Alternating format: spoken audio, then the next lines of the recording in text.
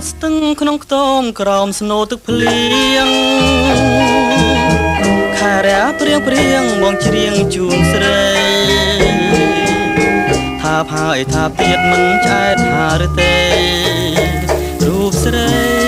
បងបីឲ្យគេងកាយភ្លើក្រសាលក្រសោបអោបតបអរ៉ាធម្មជាតិនានានឹងត្រៀបផុតទៅសតែគូស្នេហ៍បងនឹងពៀលពើនឹកនៅធ្ងោហៅខ្សៅរកគ្នា